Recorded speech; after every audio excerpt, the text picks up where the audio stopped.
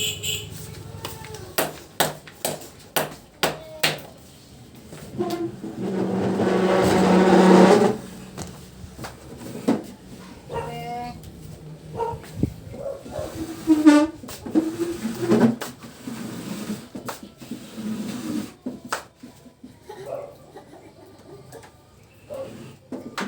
tabangis ako dali sa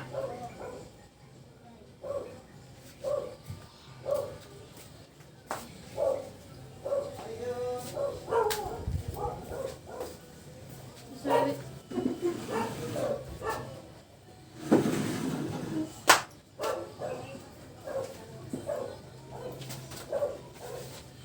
Suota sa ngalo makatagutang diri ako. Sige, kapag-utong ko. Dili ka sa lalong. Wala ko na. Gusto na. Eh, bangit ka suot. Isa. Kuwasa na. Dili po sa pikas ka rin kantina.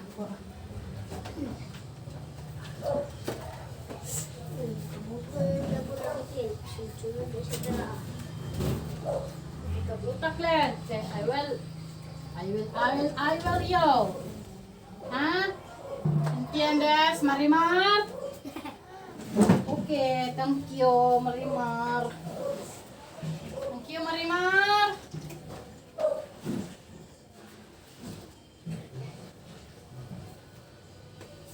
Marimar! Oh, sabi ng Marimar.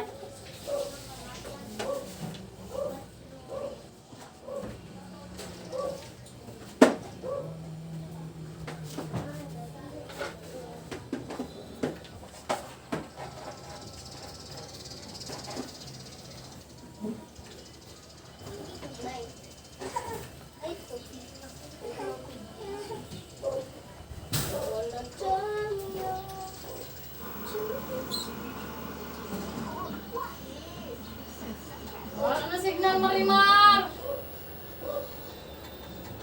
Wala Marimar. Wala na signal, Marimar. Yan pala siya, Marimar.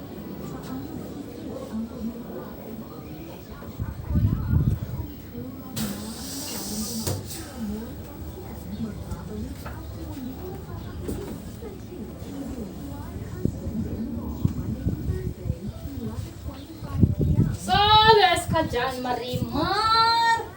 What? Where did you get this one?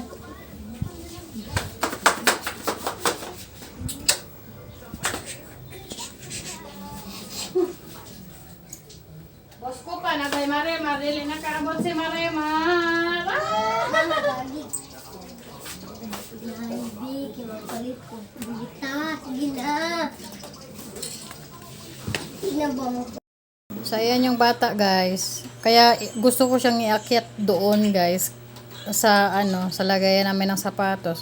Kasi nilalaro-laro niya yung, TV. Ayan, on and off yan. Kaya, gusto ko siyang ilipat sana sa taas. So, ang nangyari, guys, aakyat na naman siya dyan nilagay na namin yan dyan sa taas. O, yan ang gagawin niya, guys. O, yun lang din. Aakyat na naman siya dyan sa Kaya binalik na lang ng asawa ko dyan sa baba, sa bangko na yan. Para hindi na siya madisgrasya pa doon sa sa taas. So guys, binigyan kami ng TV ng kasamahan ng asawa ko.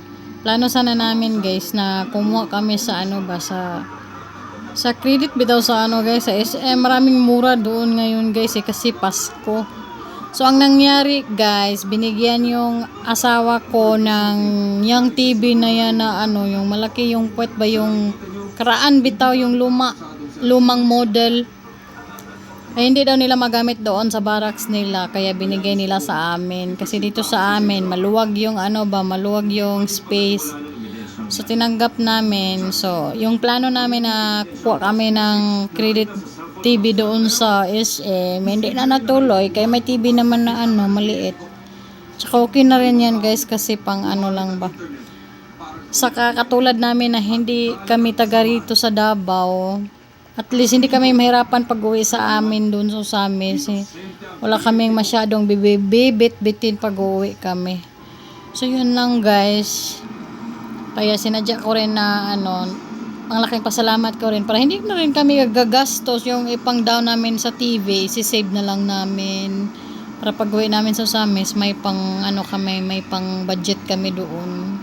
So, di ba ganun lang ang buhay, guys. Hindi mo kailangan makipagsabayan diyan sa mga merong mga malalaking TV, mga magagandang mga ang buhay ngayon, guys, is practical na. Kung ano lang yung meron diyan, kailangan mo yung pagtiyagaan. Pwera lang kung sobrang yaman mo, pero yung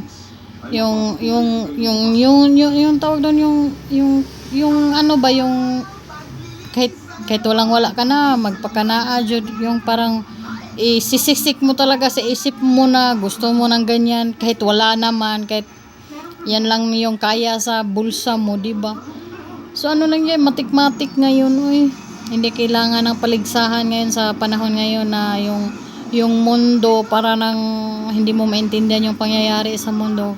Kailangan nating magpasalamat kung anong meron lang dyan. Dati guys, ganun yung isip ko dati ba, yung parang makipagsabayan ako sa pero mali pala yun. Kailangan mong tanggapin kung ano lang yung meron dyan sa mo. Hindi mo kailangan makipagsabayan doon sa yung may mga kayang ganun lang siya guys. Saka na lang kami bibili guys kung stable na talaga kami dito sa Davao. Kasi sa ngayon guys, hindi pa namin alam talaga kung dito na talaga kami manirahan. Stay muna kami dito ng just pag makahanap na kami ng lupa na pwede namin siyang rent to own ba. Yan yung wish namin ngayon, makahanap kami ng lupa dito sa Davao na mura at tsaka yung lang ba, hindi naman yung malaki, yung kaya lang sa every month namin na bayarin. Tsaka na kami kukuha ng mga gamit kasi pag nangungupahan talaga kayo guys, tapos bibili ka ng maraming gamit, okay lang sana yan guys kung yung bahay mo ay yung lugar nyo malapit lang din dito sa inuupahan nyo. Ang layo guys sa amin, sa Amis to Davao, ilang hours ang biyahis. Kung dire-diretso 13 hours, pero pag guys, pag yung hinto yung kasi bus lang ayun pa na makaabot siguro ng 14 hours to 15 hours. So 'di ba ang tagal, tapos okay lang sana kung dire-diretso yun, hinto-hinto yun sa mga terminal parang ang daming terminal sa Davao, terminal sa Iligan, terminal sa Cagayan, terminal sa Samis, tsaka papunta sa amin, 'di ba? Ang laking abala sa amin 'yun.